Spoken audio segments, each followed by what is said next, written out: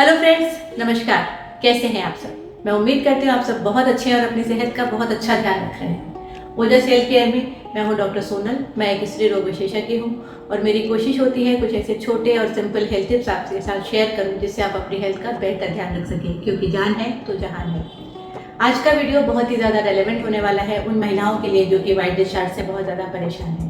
एक छोटा सा किस्सा आपके साथ शेयर करना चाहती हूँ। अभी हाल ही में मेरी एक पेशेंट मुझे दिखाने आई जिसका कि एक छोटा सा ऑपरेशन जिसे कि कोनाइजेशन कहते हैं, जो कि तकरीबन मैंने 1 साल पहले किया था। उसके बाद उसने किसी वजह से अपना अल्ट्रासाउंड कराया और अल्ट्रासाउंड में उसके जो रिपोर्ट थी उसमें लिखा हुआ था क्रॉनिक सर्विसाइटिस। क्रॉनिक सर्विसाइटिस का मतलब होता है कि बच्चेदानी के मुंह पर थोड़ी सी सूजन है, जिसको कि सर्विक्स कहा जाता है और उसके सूजन को सर्विसाइटिस कहा जाता है। तो उस महिला का कहना था कि आपने मेरा ऑपरेशन किया था तो फिर भी ये परेशानी क्यों आ रही है, और इसका मतलब है कि ऑपरेशन ठीक नहीं हुआ है। तो आज हम बात करने वाले हैं कि सर्विसाइटिस या गर्भाशय के सूजन के बारे में क्या क्या कारण होते हैं, कौन कौन से प्रेजेंटिंग सिम्टम्स होते हैं, किस तरीके से उसका ट्रीटमेंट किया जाता है और ऐसे कौन सी चीज़ें होती हैं जहाँ पर कि ट्रीटमेंट के बावजूद महिलाओं को ये शिकायत अल्ट्रासाउंड में दिखाई दे सकती है। तो आइए शुरू करते हैं। वीडियो आपको अच्छा लगे तो ज़रूर इसे लाइक और शेयर करना मत भूलिए, और अगर अभी तक आपने चैनल को सब्सक्राइब नहीं किया तो ज़रूर से इसे सब्सक्राइब कर लीजिए। सबसे पहले बात करते हैं कि गर्भाशय के मुंह का सूजन या सर्विसाइटिस क्या होता है।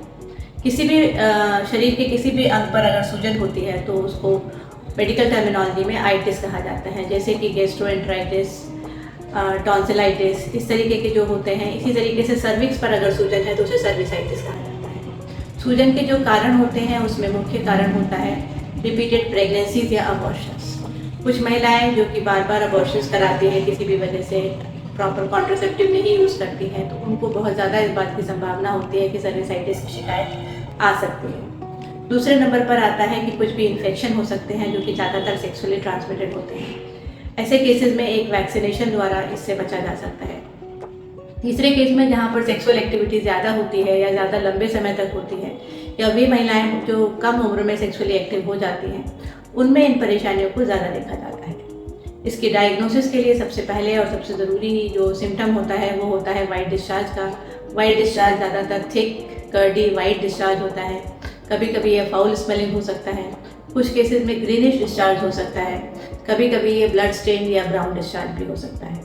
अगर डिस्चार्ज ब्राउन है या ब्लड स्टेन है या महिलाओं में कॉन्टैक्ट ब्लीडिंग की हिस्ट्री है, कॉन्टैक्ट ब्लीडिंग यानी कि इंटरकोर्स के बाद अगर ब्लीडिंग की शिकायत आ रही है, तो ये कुछ खतरनाक कंडीशंस को इंडिकेट करता है। तो वाइट डिस्चार्ज की प्रॉब्लम को बिल्कुल भी इग्नोर नहीं किया जाना चाहिए। इसके लिए आपको अपने डॉक्टर से ज़रूर कंसल्ट किया जाना चाहिए। लेकिन एक चीज़ यहाँ पर मैं ऐड करना चाहूँगी कि बहुत बार महिलाएं बाज़ार में मिलने वाले ओवर द काउंटर जो कुछ सिरप्स होते हैं उनका कंजम्पशन करती रहती हैं, जो कि कई बार कोई रिजल्ट के साथ नहीं होते हैं। तो इसलिए एक मेडिकल चेकअप ऐसे केसेस में बहुत ज़्यादा ज़रूरी है। मेडिकल चेकअप के 2-3 तरीके हैं। सबसे पहला एक होता है जिसको कि एग्जामिनेशन कहा जाता है, पर स्पेकुलम एग्जामिनेशन, जिसमें कि स्पेकुलम लगा के ये देखा जाता है कि सर्विक्स पर कोई घाव है, क्या है, कोई गांठ तो नहीं है, इस तरीके की चीज़ें देखी जाती हैं। दूसरे नंबर पर पैप स्मेयर का टेस्ट आता है, जो कि ये तय करता है कि इस पर जो सेल्स प्रेजेंट है उसमें कहीं कोई कैंसर जैसे लक्षण तो नहीं हो रहे हैं।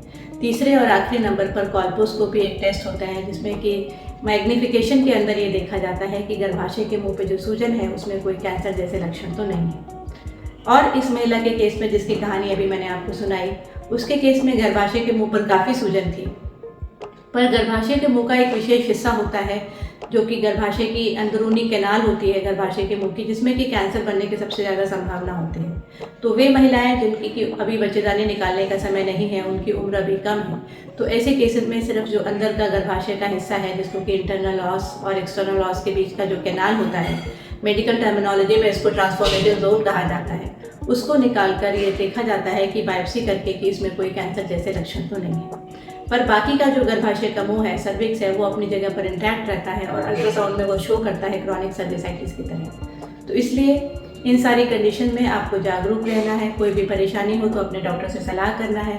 पैप स्मेयर जैसा टेस्ट आपको हर 2 साल में एक बार कराना चाहिए। और अगर आपको कोई भी परेशानी आ रही है तो बजाय ओवर द काउंटर मिलने वाली ड्रग्स के लिए जाने से पहले बेहतर है कि अपने डॉक्टर से कंसल्ट करें और उनकी राय से ही सारा ट्रीटमेंट कराएं। जागरूक रहिए, स्वस्थ रहिए। धन्यवाद।